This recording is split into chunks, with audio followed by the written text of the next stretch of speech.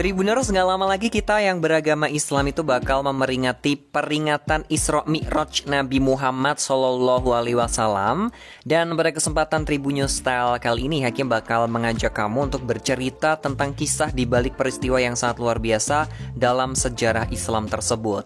Kita ketahui bersama bahwa 27 Rajab dalam kalender Hijriah itu umat Islam biasanya memperingati Isra Mi'raj di setiap tahunnya. Menurut kalender Islam Global 1443 Hijriah, peringatan Isra Mi'raj 2022 pada 27 Rajab 1443 Hijriah itu bakal bertepatan dengan hari Senin 28 Februari 2022 yang akan datang. Jadi sekitar 2 minggu yang akan datang ya.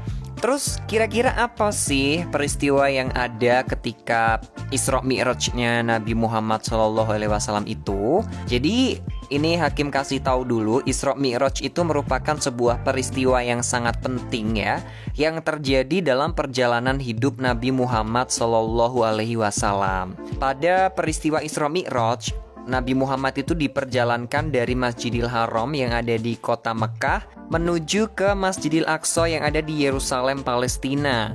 Setelah itu Nabi juga diperjalankan dari Masjidil Aqsa yang ada di bumi, kemudian menuju ke langit ke-7 yang nanti juga menuju ke Sidratul Muntaha.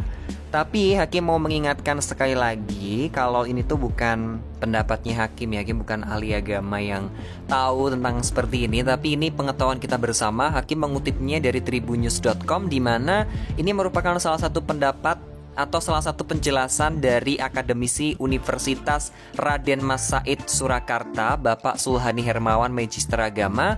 Beliau menerangkan dalam Isra Mi'raj Nabi Muhammad SAW itu mendapatkan perintah secara langsung dari Allah Subhanahu wa Ta'ala untuk melaksanakan sholat. Nah, ini juga ada di dalam sebuah dalil yang menjelaskan tentang Isra Mi'raj. Itu terdapat dalam surat Al-Isra ayat 1 ya, yang artinya Maha Suci Allah yang telah memperjalankan hambanya pada suatu malam dari Masjidil Haram ke Masjidil Aqsa yang telah diberkahi di sekelilingnya oleh Allah Subhanahu wa Ta'ala, agar kami memperhatikan kepadanya sebagai dari tanda-tanda kekuasaan kami. Sesungguhnya Dia adalah Maha Pendengar lagi Maha Melihat. Nah, dari dalil surat Al-Isra ayat 1 itu tadi kita bisa tahu bahwa proses perjalanan Isra Mi'raj itu seperti yang Hakim jelasin tadi gitu. Dari intinya itu perjalanannya Rasulullah dari bumi menuju ke langit ke-7, yang mana pada intinya itu ada seruan dari Allah Subhanahu wa Ta'ala untuk melaksanakan sholat. Nah, hingga saat ini Isra Mi'raj itu menjadi salah satu peristiwa yang penting banget dalam sejarah Islam. Peristiwa ini menjadi momentum umat Islam dalam meningkatkan iman dan juga takwa, karena biasanya pas peringatan hari besar Islam seperti halnya Isra Mi'raj itu biasanya ada kayak perayaan pengajian untuk memperingati Isra Mi'raj. Terus juga ada amalan-amalan yang lain yang pastinya juga sangat memeringati banget gitu loh perjalanan Nabi Muhammad SAW dari bumi sampai ke langit ke-7 gitu ya. Bayangkan ya, ada berbagai peristiwa yang menyebabkan Nabi Muhammad itu bersedih, yang pada akhirnya itu melaksanakan Isra Mi'raj nih ya Tribuners. Jadi ada kisah-kisahnya. Waktu kejadian yang menyebabkan Nabi Muhammad itu sedih itu dikenal sebagai tahun kesedihan atau Amul Husni. Jadi Amul Husni itu oleh para ulama-ulama itu disebutkan terjadi pada tahun ke-10 atau ke-11 masa kenabian. Peristiwa itu terjadi sebelum Nabi Muhammad melakukan hijrah dari Mekah ke Madinah. Perhitungan yang paling masyhur ini menurut Bapak Sulhani itu, peristiwa tersebut terjadi pada sekitar 621 tahun Masehi. Jadi ya hitung sendiri deh ya, lama banget itu ya. Rasulullah itu hijrah dari Madinah itu tahun 622 Masehi, maka hitungannya itu 1 atau 2 tahun sebelumnya yang menyebut 621 Masehi. Nah, peristiwa sedih yang terjadi di balik peristiwa Isra Mi'rajnya Nabi Muhammad ini ada beberapa kisah-kisahnya yang menyedihkan. Di antaranya adalah meninggalnya istri Nabi Muhammad, Siti Khadijah, yang selama hidup selalu mendukung perjalanan dakwah Nabi Muhammad. Selain itu, sang paman dari Nabi Muhammad yang bernama Abu Thalib itu juga meninggal di tahun yang sama. Abu Thalib ini adalah orang yang punya kedudukan kuat di kota Mekah karena pemegang suku besar Quraisy di kota Mekah. Salah satu tokohnya adalah kakek Nabi Muhammad, Abdul Muthalib, yang kemudian diwariskan oleh Abu Thalib.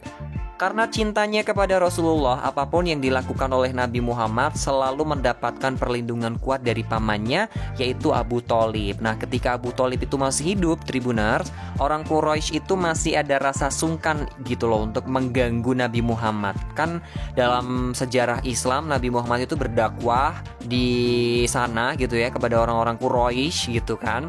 Nah, di sana itu memang banyak sekali penolakan-penolakan yang diterima oleh Nabi Muhammad, tapi berkat adanya paman Abu Thalib itu kayak orang-orang Quraisy itu kayak tunduk patuh dengan Abu Thalib kayak gitu. Terus ada juga selain meninggalnya dua sosok terdekat dari Nabi Muhammad, tadi ada paman dan juga istrinya.